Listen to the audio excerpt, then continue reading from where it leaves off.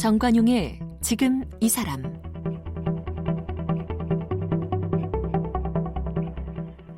여러분 안녕하십니까? 정관용입니다.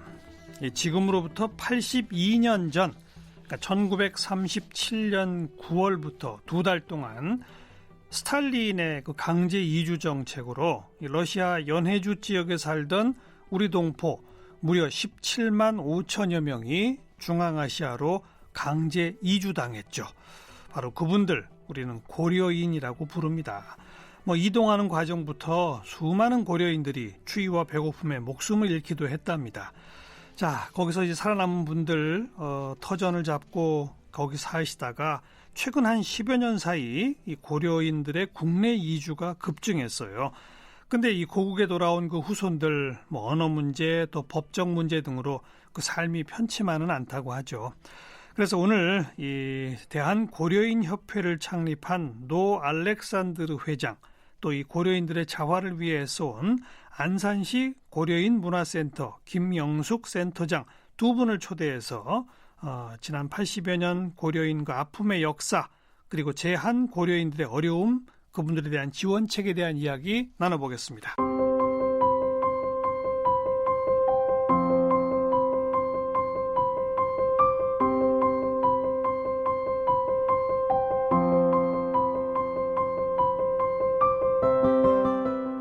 고려인 2세인 노 알렉산드르 회장은 우즈베키스탄 타슈켄트 대학에서 수학을 전공했습니다.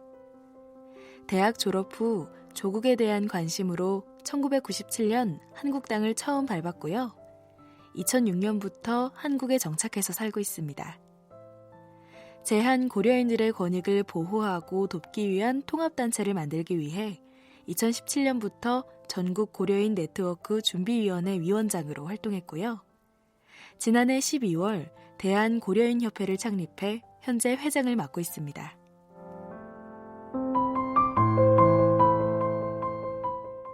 김영숙 안산시 고려인 문화센터장은 2007년부터 2011년까지 고려인들을 위한 자활기업이자 사회적 기업인 바리의 꿈을 운영했습니다. 2012년부터 사단법인 너머에서 고려인들을 위한 한글 야학 자원 활동을 하고 있고요. 2017년부터 안산시 고려인 문화센터 센터장을 맡고 있습니다.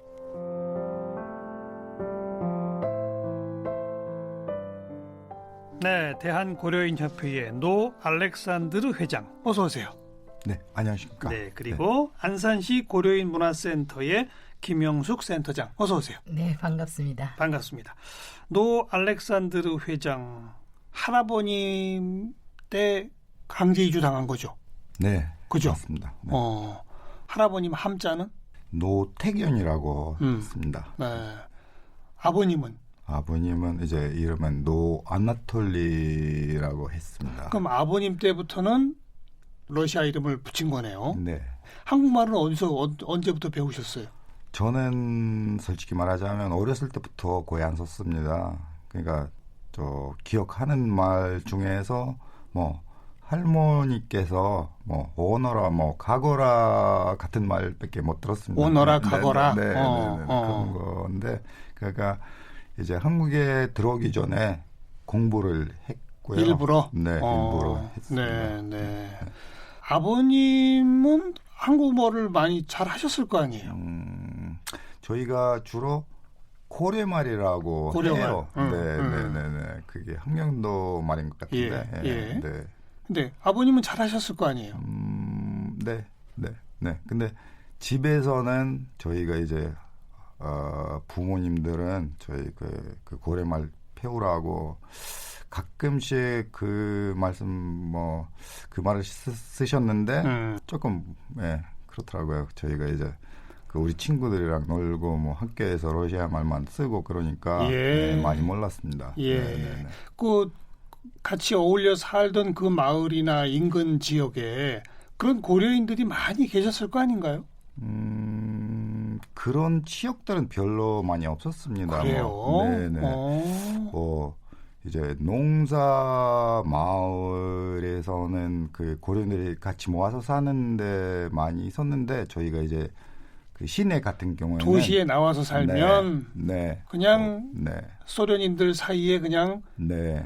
가끔씩 그 러시아인들, 뭐 우즈벡인들 중에서 살았습니다. 우리 김영숙 센터장께서는 어쩌다가 이 고려인들하고 이렇게 인연이 되셨어요? 보니까 2007년 벌써 한 12년 전부터 네. 관련 경력이 있으시네요. 네. 고려인을 알기 전에 사회적 기업이라고 한참 그 사회적 경제 대리에서 운영했던 사회적 기업을 운영을 했습니다. 그때 이제 고려인들을 알게 됐죠. 연해주로 중앙아시아에서 연해주로 제이주한 고려인들의 정착 사업을 돕는 일을 하는 게 저희 이제 사회적 기업 발휘의 꿈의 목표였습니다. 그러면서 차츰차츰 그분들에 대해서 알게 된 거 아닙니까? 네. 그럼 조금 청취자분들을 위해서 간단히만 좀 알려주세요. 네. 어쩌다가 일단 이분들은 그 러시아 연해주 지역으로 우선 가시게 됐던 거죠, 처음에?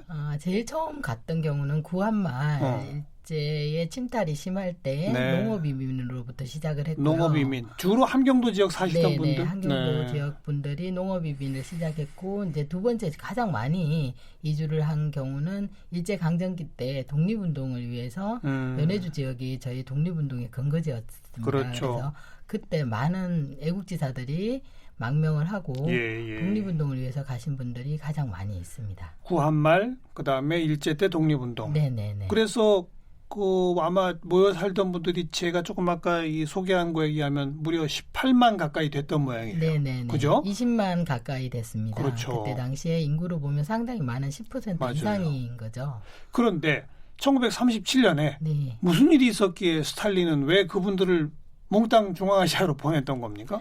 글쎄 그게 아직까지도 정확하게 밝혀지지는 않았지만 첫 번째는 이제 일본과의 밀약설 전쟁 당시였기 때문에 밀약설 얘기도 있고 또 중앙아시아의 농업 저희 그 조선인들이 원래 농업에 워낙 월등하니까 중앙아시아의 농업을 개척하기 위해서 갔다라는 설도 있지만 가장 유력한 것이 그 국경지대의 타민족들을 다 이주시킨 거거든요. 고려인뿐만 아니라 그때 당시 한인뿐만 아니라 그래서 그 이유는 그 일본이 가장 두려워했던 것이 사실은 이천에 남한에 있는 그러니까 조선에 있는 그 한인들보다 연해주에서 활동하고 있는 그 한인들, 독립군들 20만 정도 되는 독립군들이 더 무섭다. 근데 만약에 이런 소수민족들이 독립국가를 세운다라면은 스탈린에게도 굉장히 정권의 위험을 받지 않았을까. 왜냐하면 다른 민족들도 마찬가지로 독립국가를 세울 가능성이 있었다. 이런 이유로 아마 이렇게 사전에 인텔리들을 한 2,000명 가까이 되는 고려인 지도자들을 다 처형을 하고 강제 이주를 시켰다라는 설이 가장 좀 유력한 설인 것 같습니다. 또한 뭐 그 명분으로는 일본인과 얼굴이나 이런 데서 용모나 이런 데서 이렇게 구분이 가지 않기 때문에 일본의 첩자지를 할 수 있다라는 명분을 가지고 이제 중앙아시아로 강제 이주를 시켰습니다. 네.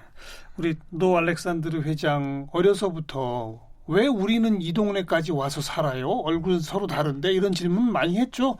어른들한테.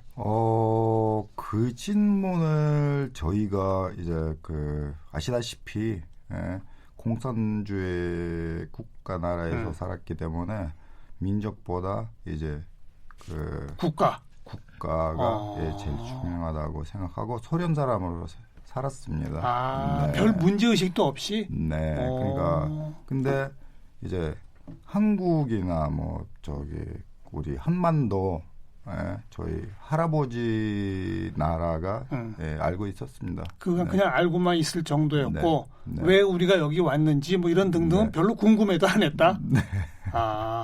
그렇게 그냥 공산주의 국가인 소련, 우즈벡 거기에 동화될 수밖에 없었던 역사였다. 그런 얘기로군요. 그러다가 이제 고국인 할아버지 나라인 한국과 우리가 교류도 되고 한국에 갈 수도 있겠구나. 이런 인식이 싹 트고 시작된 건 언제부터 어떤 계기로였습니까? 그때는 1992년 때 아시다시피 소련 나라가 없어졌고요. 1992년. 네. 그러니까 이제 소련 해체. 네. 소련 해체됐고요. 이제 우즈베키스탄, 러시아 15국가는 됐는데 저희가 이제 누구냐? 뭐가 되느냐 들고 소련 사람인 줄 알았는데 네. 이제 우즈베키스탄 사람이 된 거죠. 네, 네, 맞습니다. 그래서 그때도 이제 뭐 경제도 훨씬 더 많이 나빠졌고 그래서 저는 23살인가 됐는데 뭐 어디 가서 뭐 미국이나 어디 딴 데 가서 좀 열심히 하고 살려고 했는데 근데 저희 한국은 어차피 뭐 조상의 나라니까 예. 할아버지 나라니까 예. 거기 가서 좀 살려고 생각 들어서 처음에 왔습니다. 네, 그게 1997년이네요. 네. 그 지역에 살던 그런 고려인들 사이에서 같이 함께 좀 가자 뭐 이런 움직임도 있었어요. 네. 그렇군요. 본격적으로 한국에 오시기 시작한 건 한 10여 년 됐다면서요? 2007년도부터 2007년. 방문 취업 비자를 고려인들과 CISF 국가에 있는 분들, 그다음에 중국 동포들한테 방문 취업 비자를 주기 시작했습니다. 그래서 그때부터 이제 본격적으로 늘어나기 시작했고요. 최근에는 뭐 가족까지 동반해서 훨씬 더 많이 고려인들이 증가하고 있습니다. 네. 그러면서 그 2007년 아마 그 즈음부터 우리 국민들한테도 고려인들의 아픈 역사가 처음 아마 알려지기 시작했을 거예요. 네. 강제 이주당하면서 어떤 그 어려움들을 겪었는지 이런 거 말이죠. 네. 우리 노 알렉산드르 회장도 어려서부터 그런 얘기 혹시 들었어요? 할아버지 때 이쪽으로 오면서 얼마나 고생이 많았고 뭐 굶어 죽고 얼어 죽고 혹시 그런 얘기 들은 적 있어요? 네. 조금 들은 적이 있는데 근데 저희 그 할아버지 할머니들이 일찍 돌아가셨기 때문에 네, 많이 못 들었습니다. 아버님 어머님들은 많이 들으셨겠지만 네. 뭐 굳이 자식들한테 그 얘기를 안 했나 보죠? 네. 그래고요. 그 사회가 어쨌든 뭐 그 강제 이주 후에 민족 교육을 받을 수 있는 상황도 아니었고 또 스탈린 사후가 돼서야 고려인 동포들이 해외나 그다음에 다른 지역을 거주 제한 지역으로 묶여서 밖으로 나가지를 못했어요. 적성 민족 국가에 이제 사람들로 분류가 됐기 때문에 그래서 거주 이전에 자유가 없었고 이렇기 때문에 이런 역사에 대한 내용, 강제이주에 대한 내용 자체가 금기시 됐기 때문에 자손들이나 후손들한테 이런 것들이 알려졌거나 또 문헌으로 알려질 수가 없는 상황이었죠. 어떻게 보면 그 소련 국가에서의 가장 우리 한민족으로서는 가장 큰 아픈 역사이기도 맞아요. 하지만 거기서는 잘못된 역사이기도 하잖아요. 그래서 그것을 자기들의 치부죠. 최악의 정책이니까 네네. 절대 그건 입 밖에 못 내게 했군요. 그렇죠. 만약에 그것을 같이 냈거나 공론화됐다라고 하면은 고려인들이 아마 그쪽에 중앙아시아에서 가서도 제대로 발을 붙이고 살 수가 없었을 그랬겠죠. 상황이었고 어쩌면 그 얘기가 막 나오면 나올수록 더 뿔뿔이 흩어지게 만들었거나 그랬겠죠. 이랬을 그러니까 네. 지도자나 인텔리를 미리 사전 처형을 하고 강제 이주를 시켰죠. 네. 참 아픈 역사입니다. 저희가 나라에 힘이 없을 때였잖아요. 1937년이. 그러니까 뭐 그런 역사를 다시 또 되돌아보기도 냉전 시대 때는 잊어버렸던 역사이기도 하고요. 그래요. 자, 지난 한 10여 년 전부터 꽤 많은 분들이 이제 한국을 찾아서 정착해 사는 분들까지 총 몇 명 정도가 지금 와 계세요? 저희가 한 10만 명 정도 10만 명? 네, 국내에 이제 와 있는 걸로 알고 있는데요. 주로 안산시, 네, 인천, 뭐 전안, 전라도, 광주, 경주 등 많이 살고 있습니다. 네. 특별히 안산, 인천 이쪽에 많은 이유가 뭐 있어요? 주로 이제 공단이 많은 곳에 인접한 지역에 살다 보니까 공단 지역에 주로 많이 살고 있습니다. 그리고 아무래도 이제 일자리를 쉽게 찾을 수 있는 곳, 또 이분들이 언어 소통이 안 되니까 같이 모여 있는 곳을 찾다 보니까 그렇게 타운을 형성하고 있습니다. 우리 노 알렉산드르 회장께서 지난해 12월 대한고려인협회를 창립하셨어요. 네. 이 협회를 창립하신 특별한 이유가 있을까요? 특별한 이유가 원래 저희 단체는 고려인 단체가 국내에 있는 단체는 하나도 없었기 때문에 단체를 그 고려인 협회를 만들게 됐습니다. 특별한 이유는 저희 고려인 명예를 높이기 위해서 하는 활동, 그리고 서로 돕는 활동 위해서는 만든 이유입니다. 예. 네. 뭐 저희가 좀 듣기에 그 고려인 독립운동 기념비 건립 사업도 추진하고 계시다던데 그건 뭡니까, 김 센터장님? 네. 연해주 지역의 한인들, 즉 고려인 동포들의 선조들의 독립운동은 너무나 많이 가려져 있습니다. 저희 역사에서. 그래서 국내 체류 고려인들이 이렇게 많이 와서 살고 있고 또 이제는 이러한 고려인들의 활동, 선조들의 활동들을 이제 알아나가야 될 때가 아니냐라는 생각으로 시작을 했고요. 네. 또 국내 고려인들이 아시다시피 역사 속에서 자신들의 역사, 자기들이 왜 그쪽 지역에서 살게 됐는지, 선조들이 어떠한 활동을 했는지조차도 그쪽에서 한인의 역사를 알려줄 바는 전혀 없지 않습니까? 우리보다도 모를 수 있겠어요. 당연히 모르죠. 예. 당연히 모르니까 역사는 세계사 속에서 배운 거예요. 대한민국의 역사, 선조의 역사를. 그래서 우리 고려인들도 우리의 역사를 바로 알고 또 우리 시민들 사이에서도 고려인들의 독립운동에 치열했던 역사, 가려진 역사들을 알려나가기 위함으로 고려인 독립운동 기념비를 단순히 기념비를 세우는 목적도 있지만 네. 우리 가슴 속에 새롭게 역사를 좀 인식하자라는 뜻에서 어디에 세우려고 했습니다. 합니까, 기념비를? 원래는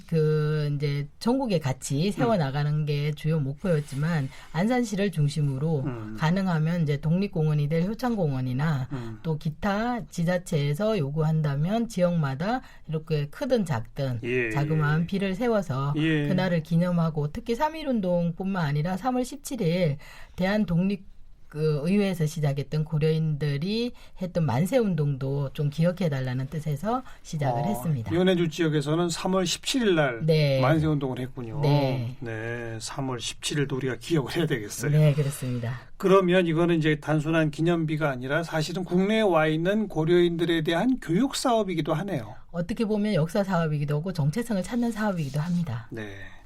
노 알렉산드르 회장님 혹시 한국 이름 쓰시는 건 없어요? 네. 제가 그 이름은 노송달이라고 하는데요. 근데 그게 제가 한국에 오기 전에 그 좀 웃기는 이름인 줄 몰랐습니다. 네. 웃기는 이름? 네. 송달이라서 우리가 네. 택배냐 뭐 이렇게 많이 놀립니다. 그런 뜻이라서. 네. 그러니까 그 송달이라는 이름은 어떻게 갖게 됐던 이름이에요? 그러니까 저희 할아버지는 러시아어를 잘 몰랐고요. 발음도 굉장히 좀 어렵잖아요. 러시아어가. 그러니까 제가 원래 우리 아버지는 제 이름을 알렉산더로 골랐고요. 근데 할아버지 알렉산더라고 발음이 좀 어려워서 알렉산더. 네네 못했고 뭐 그냥 송다리 부른 거예요. 상들어 하다가 송다리가 된 거예요. 알렉산드르가 산드르가 네. 송다리. 네. 네, 그렇습니다. 그렇군요.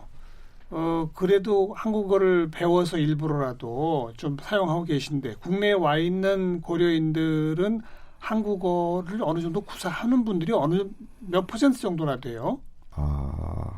별로 없습니다. 그래요? 네. 그럼 참 정착해 사시기 힘들 텐데. 그러면. 그죠? 네. 주로 어떤 일들 하세요? 그 벌써 한 10만여 명이라고 하셨는데. 주로는 3D라는 일을 하는 거죠. 제일 어렵고 힘들고 위험한 일을 하는 겁니다. 말이 필요 없는 일을 하고 네. 있죠. 예. 그래도 많이 우리 와서 일하시는 동포분들 주로 연변에서 오신 분들은 또 언어가 통하니까. 근데 고려인 분들은 얼굴은 너무나 똑같은데 정말 그 러시아어 외에는 안 되는가 보군요. 그렇습니까? 그렇죠. 그러니까 저희 고려인들은 뭐 지식인들은 그대로 이제 살고 있고요. 예. 뭐 러시아나 우즈벡이나 한국에 오시는 분들은 교육도 뭐 잘 못 받으신 분들은 주로 오는 겁니다. 네. 즉 우즈베키스탄에서도 우리 회장님은 대학 졸업도 하셨는데 네. 그렇지 못한 분들이 대부분 온다. 네. 어떻게 국내에서라도 한국어 교육을 좀 할 수 있는 그런 지원 시스템은 잘 안 돼 있습니까? 어때요? 잘 안 돼 있죠. 안 돼 있어요. 네. 우리 센터장님 같은 데서 그런 활동을 하는 거죠. 저희가 처음에 2011년도에 야학을 시작을 했습니다. 사실은 안산시 같은 경우는 그 다문화 국가이기도 하고 많은 외국인 노동자를 비롯해서 다문화인들이 많이 살고 있습니다. 그럼에도 불구하고 다문화 정책은 결혼 이주자 정책으로 주로 한국어 교육 같은 경우도 낮에 시작을 해야 되지 않습니까? 그래야 이제 배우자들이 오는 퇴근 시간에 맞춰서 가고 이러는데 외국인 노동자들인 경우는 대부분 이제 주말이나 야간에 시작을 해야 되는데 외국인 노동자 또한 취업처가 정해져 있어 회사를 다니는 분들인데 고려인 동포들은 아까도 얘기했지만 단순 노무직 그중에서도 일용직이나 파견직을 일을 합니다. 그러면 주말 같은 경우에도 거의 쉬지를 못하고 있습니다. 왜냐하면 정규직으로 일하시는 분들이 빠진 자리를 메꾸기 때문에 그래서 주로 야학을 했습니다. 그래서 밤 9시 반 혹은 10시에 시작해서 이제 야간에 11시 반 이때 수업을 마치는 형식으로 했는데 그러다 보니까 이제 실제로 있는 외국인 언어 지원 시스템에 우리 고려인 동포들이 들어가기가 굉장히 어려웠습니다. 그래서 주로 야학이나 이런 것들을 하는데 아직도 이런 야학 시설이나 이런 곳은 거의 없습니다. 그래서 좀 맞춤형 정책이 언어 정책, 언어 지원 정책에도 필요하지 않나라는 생각을 하고 있습니다. 그 결혼 이민식으로 한국에 와 있는 다문화 가족들도 지자체별로 워낙 많기 때문에 각 지자체 단위에서 한국어 교육 사업들은 과거보다는 꽤 많이 늘어난 걸로 알고 있는데 기본이죠. 지금 센터장님 설명을 들어보니까 한국에서 그러니까 한국에 와서 일하고 계신 고려인 분들은 그 교육 받으러 갈 시간도 없다.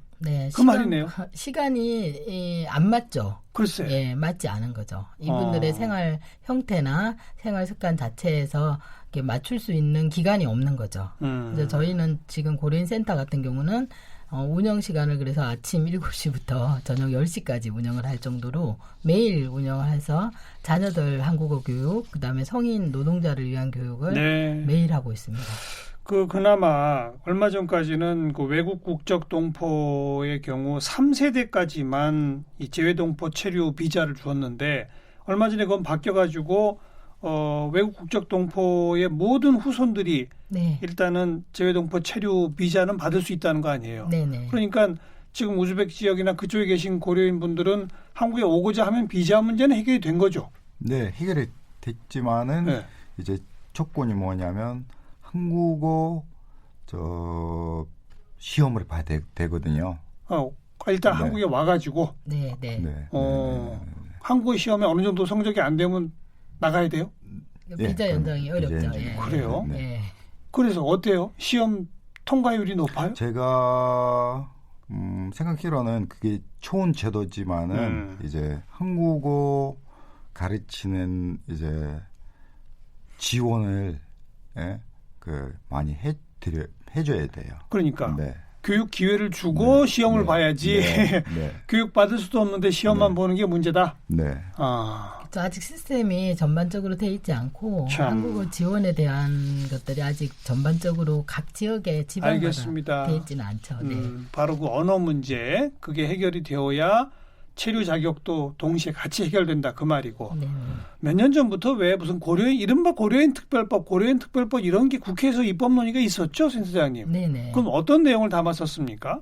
2014년부터 저희 원래 고려인 특별법이 있습니다. 근데 고려인 특별법의 해당 범위가 해외 거주하는 고려인들이라서 국내 체류하는 고려인들이 해당이 되지 않습니다. 그래서 그 내용에는 이제 국내 체류 고려인들까지 포함해달라는 개정 내용을 담았는데 해외에 계신 고려인 분들한테는 어떤 도움을 주고 있는 게 그 특별법이에요? 교육이나 문화나 뭐 이런 그런 사업을 할 수 있는 사업을 할 수 있는 근거 마련이죠.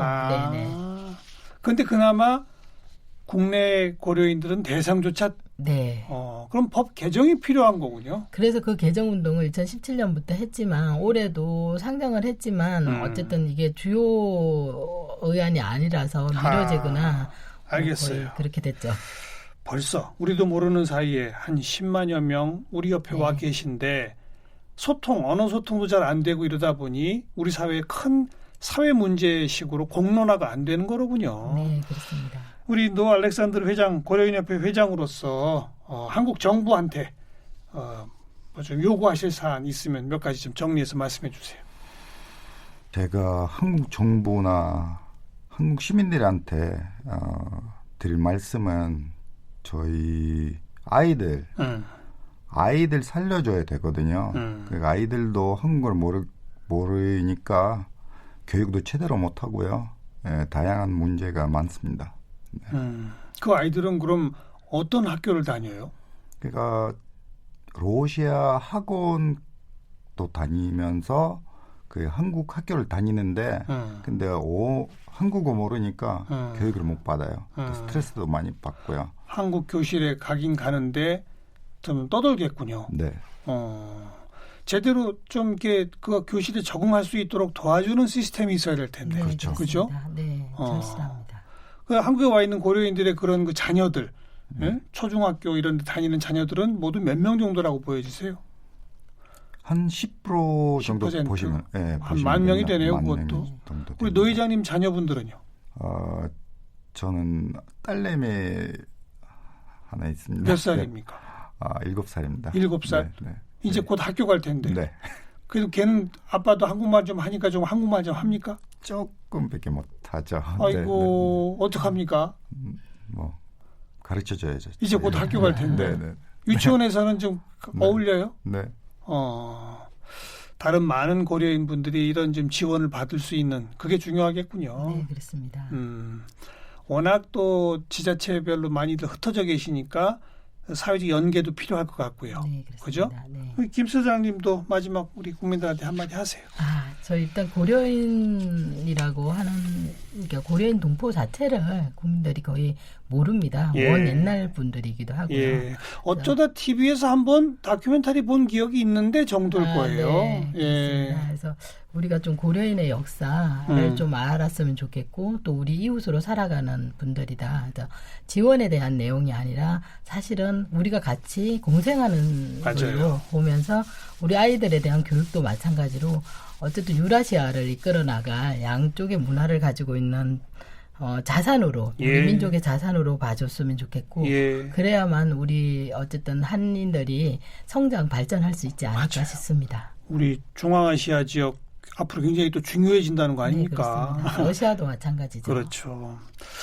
네, 우리 옆에 와 계신 이 고려인 문제 함께 생각해봤습니다. 대한고려인협회의 노 알렉산드르 회장, 그리고 안산시 고려인 문화센터의 김영숙 센터장 두 분 오늘 고맙습니다. 네, 감사합니다. 네, 감사합니다.